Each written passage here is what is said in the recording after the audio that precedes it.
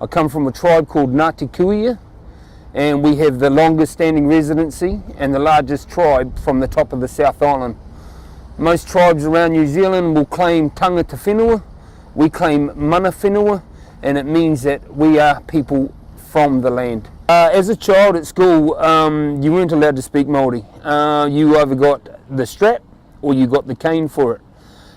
Massive turnaround today, it's part of the school curriculum. My son knows more Māori language than I do, but I learn it from him and what I've read and what I've taught myself over time. The Māori people had a form of quota management well before the Europeans thought of it, and I think that's something that they could take to the rest of the world. They definitely were conservationist type people where they knew the importance of looking after their resources.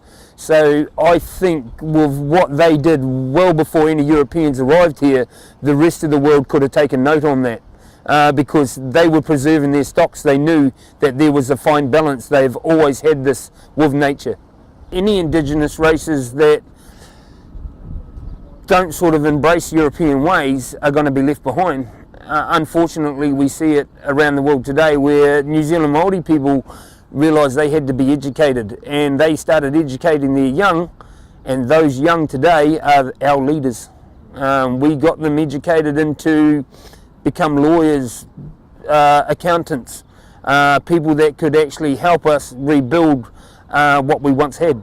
And that is definitely evident with tribes like Ngāi Tahu, which would be one of the wealthiest tribes in New Zealand today.